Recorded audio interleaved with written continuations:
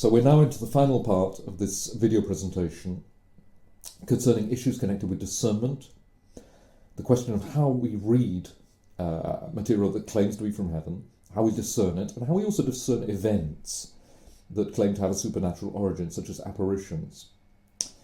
And in this final section, I'd like to do a case study, which is to apply the principles that I've been outlining to a debate which is currently going on about one of the seers featured on our own website, whose name is Gisella Cardia, and who lives in Italy, in a place called Trevignano Romano, where it is alleged that since 2016, supernatural occurrences have been going on, and that Gisella has been receiving messages from heaven. Now, curiously, this debate, or in fact it's a firestorm, is going on primarily in Poland. Now that seems very strange, considering that the events concerned are in Italy. But there's a certain logic behind this, because a book of Gisella's messages has just gone out in Poland with a very reputable publisher called Esprit, who are based in Warsaw. And it's being supported by a well-known Polish priest whose name is Father Grzegorz Bliźniak, who knows Gisella Cardia and has visited Trevignano Romano on many occasions, done a lot of fieldwork down there, and has presented a lot of evidence in support of these apparitions. However, he is opposed by other priests who, and the two sides are now putting out competitive YouTube videos, putting forward the case for and against, with hundreds of comments on both of them. And I've taken a very keen interest in this, because when you look at YouTube comments, you're getting, and of course it's a complete no-holds debate, you're getting the views of real life people who are not clergy, who are not professional theologians, who are not necessarily specialists in this domain, but the average person, the average churchgoer, who is trying somehow to discern. So we've got a real experiment here, which illustrates some of the principles that I've been attempting to talk about in this video. Now, how are we going to decide whether this is all true or not? Well, the usual thing that people do, and this has been suggested by a lot of people, a lot of commentators, is to go to the bishop. What does the bishop say? Well, in this case, this isn't actually going to help us very much, because the church is still investigating and hasn't come to any formal decision. So that line of trying to settle the debate is just not open to us. We're going to have to do this ourselves. We're going to have to make a provisional, note the word, provisional evaluation of the situation as it is right now. And before that, we have to establish some criteria for doing that rationally. So let's have a look at what they're saying, both for and against. I'm going to start with the detractors. The detractors say that when they read the messages, there are some issues.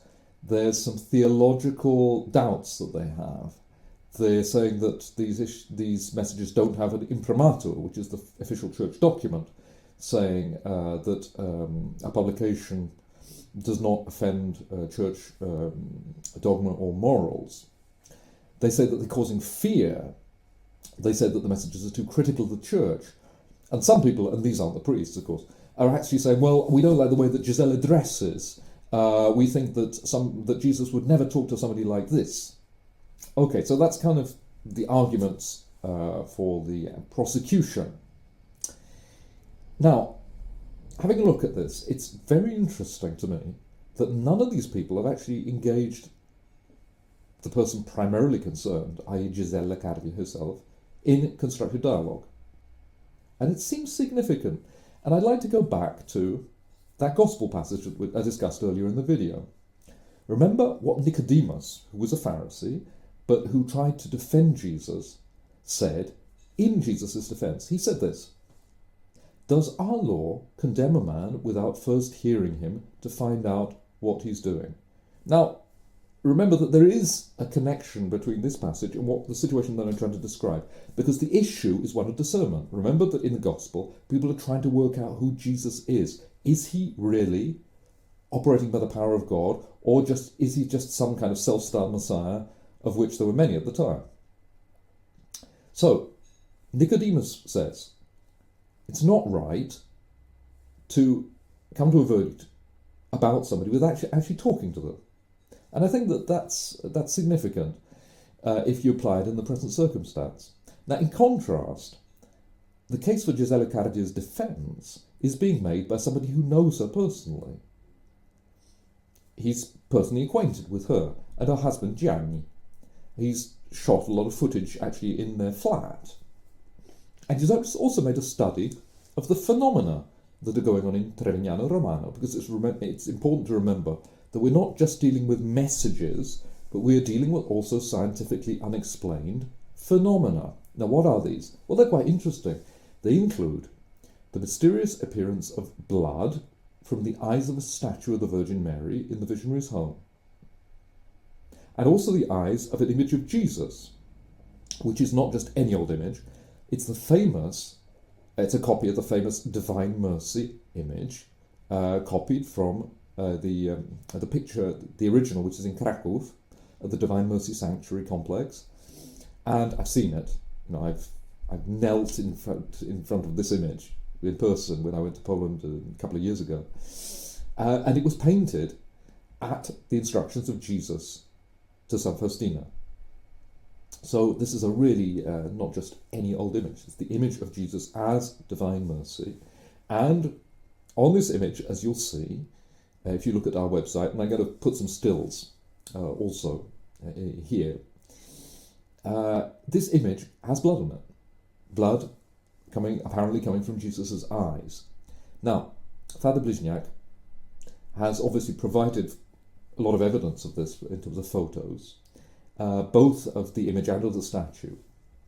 And this is not the only thing, because he says that, and there's no reason to doubt this, I don't think, that both Gisella and Gianni, her husband, have been subjected to DNA testing.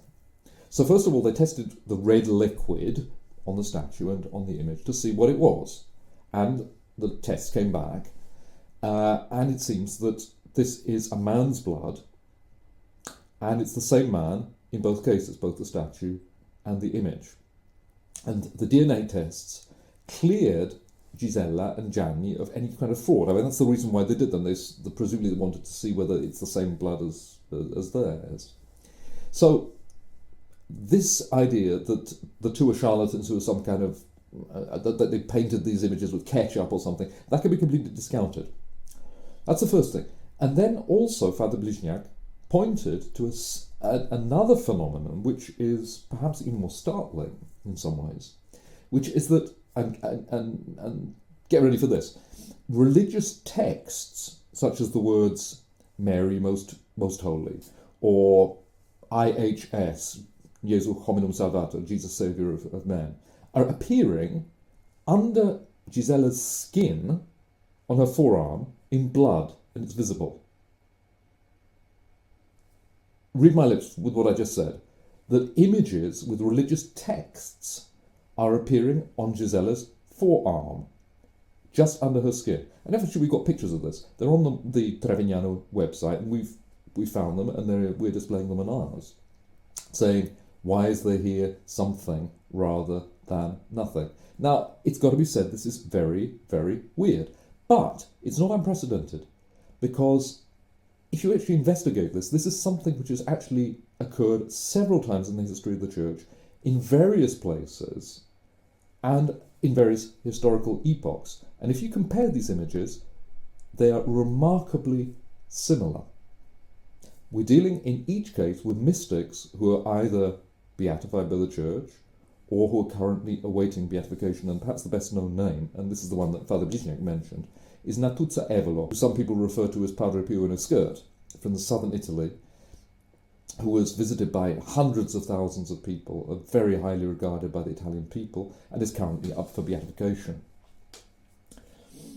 So, what it seems to me is that we have the classic debate going on between hermeneutics, people who read text and say, hang on, there's a problem here because it doesn't fit our understanding of theology, and people who go with phenomena, phenomenology. That's exactly what I tried to say was going on in modern day philosophical terms in John's Gospel, with this question of the division in the crowd and the Pharisees over whether Jesus was the real deal Messiah or not. So, the case for the defence of Gisella Cardi sees the scientifically unexplained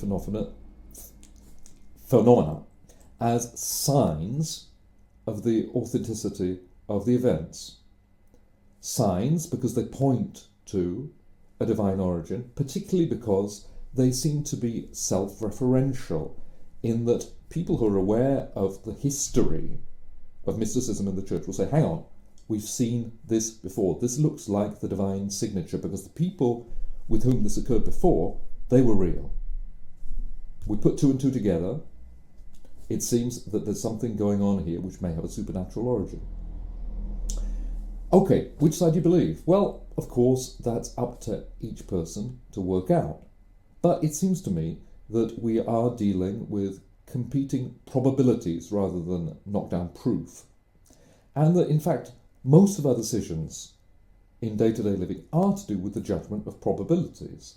It's not the case that we don't decide anything until a certain question is settled by lab testing or mathematical proof. If we did that, we would do nothing. For example, courts of law could never proceed. They proceed on testimony.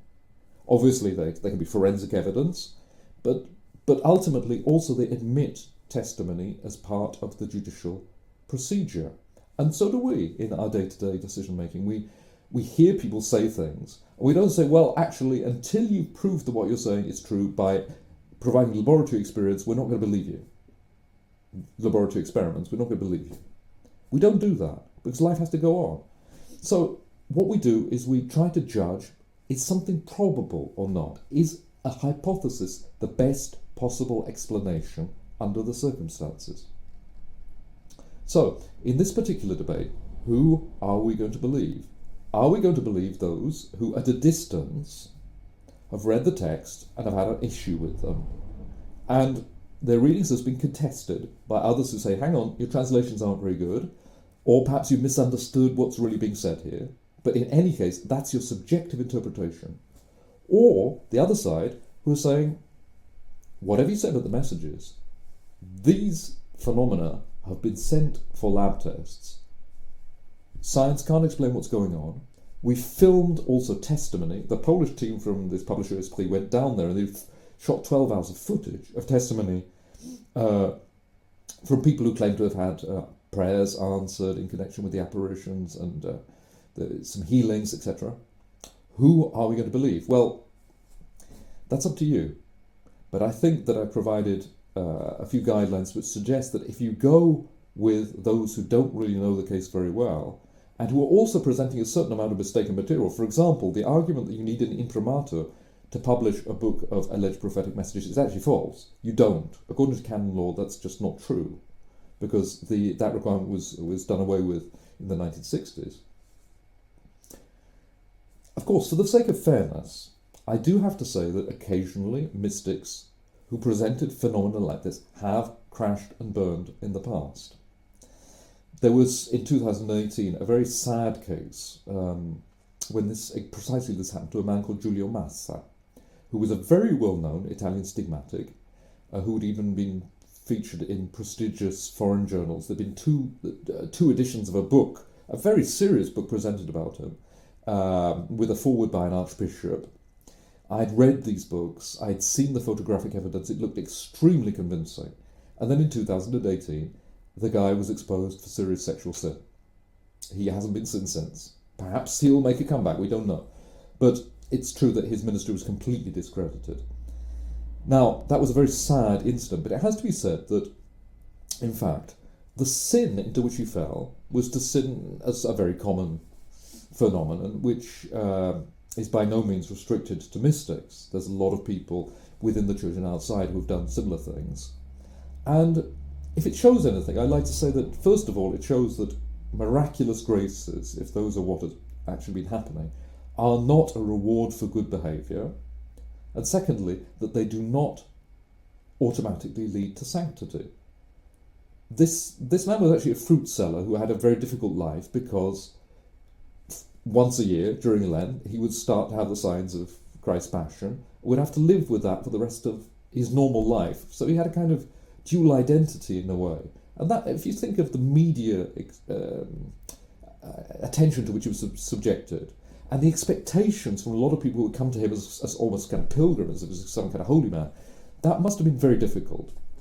And there is a case for saying that something like that can easily crack under pressure and just succumb to the kind of temptations that all of us face. But the phenomena that were associated with him have actually never been debunked. So there's no particular reason to say that because his case eventually turned the way it did, the phenomena in themselves were dubious, because we have those phenomena in the lives of people who are official approved mystics of the church. Of course, if some kind of big scandal emerged in Trevignano Romano, any kind of evaluation that I'm suggesting, or any of the people that are suggesting on behalf of Gisella Cardia, would have obviously to be revised. But until now, I would suggest that I've given enough information about this case, and you can look it up yourself, not just on our website, but on others, that enough evidence is there for fair-minded readers to at least come to a provisional evaluation of what is going on. If people still feel uncomfortable about it, or any of the messages on our site, then of course they can simply change channels. There's nothing wrong with that. Nobody is obliged to believe in private revelation. It is not an article of faith. However, I would encourage people who are still in two minds to stick with the material, to give it a chance, to continue reading, continue researching, even if you experience some kind of degree of intellectual, emotional and spiritual tension while you do it. I tried to suggest earlier that such tension of feeling uncomfortable is not necessarily a bad thing, because that can be part of an inner work that all of us have to do when sensitive issues in our own lives are touched, when our raw nerves are exposed by what we read or what we encounter. I'd like to just reiterate what I said earlier, that if you persevere, there's virtue in perseverance, because the act of actually seeking God is one for which Hebrews 11:6 tells us that God who exists will reward us. Remember, this is all about trying to deepen our relationship with God. That is the purpose, not looking for predictions, of reading private revelation. Thank you for watching. Thank you for being so patient in getting this far. And join us for more adventures. I hope to see you again.